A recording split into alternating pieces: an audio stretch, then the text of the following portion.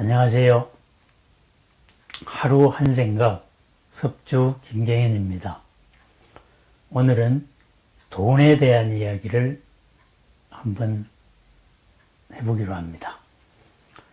돈 모두 부자가 되고 싶고 돈을 벌고 싶어 합니다.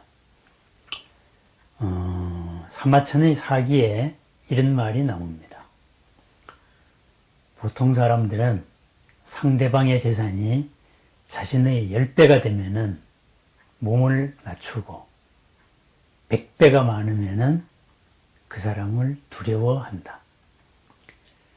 1000배가 많으면은 그 사람의 일을 자청해서 해주고 10,000배가 많으면은 스스로 그의 하인이 되고자 한다. 이런 말도 있습니다. 예나 지금이나 통하는 말이라고 하겠습니다. 전가통신이라는 고사성어도 있습니다. 돈이라는 것은 가히 통신, 귀신과도 통할 수 있다. 그런 말이 되겠습니다.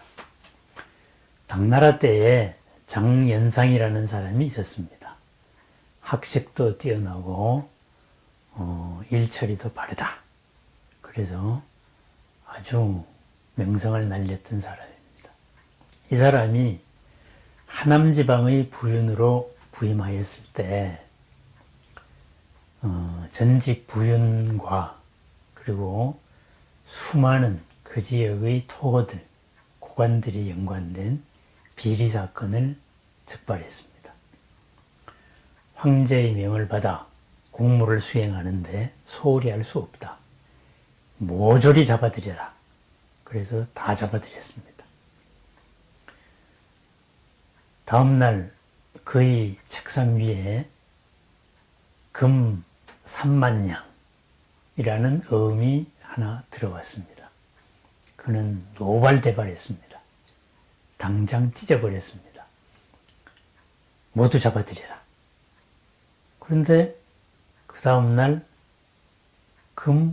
황금 100,000냥 이런 어음이 날아왔습니다. 사건은 흐지부지 되었습니다. 나중에 이 장연상이 비리에 몰려서 궁지에 처했을 때 어떤 사람이 그 사건을 물었습니다. 그때 어찌하여서 100,000냥의 돈에 마음이 움직였느냐? 이렇게 물으니 장연상이 대답했습니다. 100,000냥의 돈이면은 귀신을 움직일 수 있는 돈이다. 그런데 사람의 일에서 내가 못해줄 일이 무엇이냐? 더구나 귀신을 움직일 수 있는 그러한 돈이면은 나에게 어떤 해가 올지도 모른다. 그래서 그렇게 처리할 수밖에 없었다. 그런 세태의 한 단면을 말하는 고사성어입니다. 전가통신, 돈은 귀신도 부릴 수 있다. 그런 말이 되겠습니다. 결국은 몸을 낮추건 두려워하건 그의 일을 해주건 자청해서 하인이 되건 아니면 귀신을 부리건 돈은 무엇과의 관계에서 비롯되는 성질을 가졌다. 이런 것을 뜻하고 있다고 하겠습니다. 우리말로는 돌고 돈다. 그래서 돈이라는 말이 나왔다는 말도 있습니다. 돈에 집착하다가 보니까 돌아버린다. 이런 뜻도 아마도 있겠지요. 그러면은 돌고 돈다. 관계에 대한 관계를 움직이는 힘, 그것을 돈이라고 할 수도 있겠습니다. 그러면은 관계가 없으면은 무슨 소용이 있습니까? 무인도에 나 혼자 산다. 산중에 나 혼자 산다. 타인과 관계가 없다. 그때는 돈이 소용이 없을 것입니다. 이 땅의 모든 인연들을 버리고 갈 때, 이 땅의 관계가 더 이상 필요가 없습니다. 그래서 우리가 죽을 때는 빈손으로 간다. 이런 말을 합니다. 왜? 관계가 없기 때문에. 그때는 돈이 필요 없는 거지요. 돈이 없으면은 우리는 관계 속에서 삽니다. 돈이 없으면은 많이 불편합니다. 그래서 누구나 부자 되기를 원합니다. 불편함을 벗어나기 위해서죠. 또 불안감을 벗어나기 위해서입니다. 그러면은 돈이 많으면은 돈이 필요 없느냐 한번 생각해 보겠습니다. 써도 다 쓸 수 없는 돈을 가진 사람들이 많이 있습니다. 흔히 재벌쯤 되는 사람들이겠지요. 써도 더 많이 생기는 사람들입니다. 그런데 그 사람들이 왜 한 번에 잃어버릴 수 있는 또 여러 가지 시달림을 받고 또 통제를 받는 그런 기업을 하겠습니까? 어떤 학자는 이렇게 말했습니다. 무엇을 이루고 싶다는 성취 욕구하고 그리고 그 일로 나아가는 과정에서 사람을 부리는 지배 욕구, 그것 때문에 돈 많은 사람들이 기업을 한다. 이런 말입니다. 돈 벌기 위해서 하는 게 아닐 겁니다. 성취와 지배. 결국은 자기 자신을 높은 곳에 두고 그리고 무엇을 이룸으로써 또 사람들을 부림으로써 자기의 존재를 확인하는 방식이 되겠습니다. 그 대가로서 자신의 돈을 줍니다. 자기 자신을 불편 없이 확인하는 데 필요한 것이 바로 돈일 수도 있습니다. 남과 비교하여서 스스로를 높은 데 두고 그리고 움직입니다. 그러면은 그 관계의 기본 원칙은 남과의 관계입니다. 나의 삶을, 나의 존재를 남과의 관계 속에서 확인하는 것입니다. 어떻게 보면 도토리 키재기입니다. 왜냐하면 우리가 이 몸을 버릴 때에는 그러한 남과의 관계, 큰 의미가 없을 것입니다. 100년의 원한을 놓고 가는 것이 우리가 삶을 마감할 때인지도 모르겠습니다. 부처님을 한번 생각해 봅니다. 왕자의 지위를 버렸고 자신의 tukha, 자신의 갑갑증을 해결하기 위해서 왕자의 지위를 버렸습니다. 마침내 큰 도를 깨달아 부처님이 되셨습니다. 부처님이 되셔서 임금에서부터 귀족들, 왕족들, 그리고 일반 백성들의 마음을 얻었습니다. 그분은 성도 이후 45년, 35세에서 80대까지를 길 위에서 사셨습니다. 가장 낮은 곳에서 사셨습니다. 집에서 산 것도 아닙니다. 집 없는 곳에서 사셨습니다. 그런데 부처님은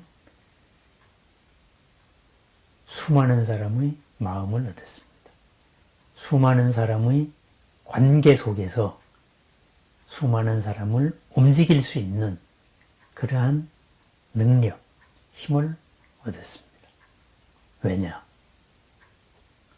낮은 곳에서 모든 것을 담고 그 모든 것의 아픔과 슬픔과 기쁨과 그 밑바닥을 어루만져 주셨습니다. 나에게서 비롯되어 남에게로 향하는 것입니다. 부처님은 가장 가난했습니다. 하지만은 부처님은 가장 부자이기도 했습니다. 할 수 있는 능력, 사람을 움직이는 능력, 관계 속에서 관계를 매끄럽게 할 수 있는 능력, 자발적이면서도 내 뜻대로 될 수 있는 능력, 부처님은 가지셨습니다. 그래서 부처님의 삶은 가장 가난하면서도 가장 부자였습니다.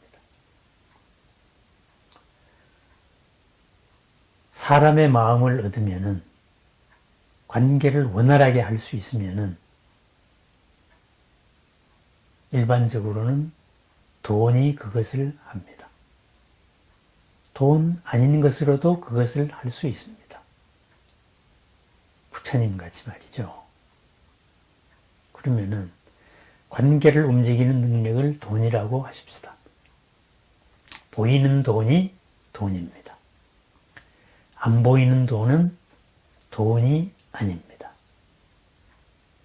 그 사람의 마음의 움직임의 결과로서 돈이 돌아올 수도 있습니다. 그러면은 우리는 보이는 돈을 쫓아야 되겠습니까? 안 보이는 돈을 쫓아야 되겠습니까? 보이는 돈을 쫓으면은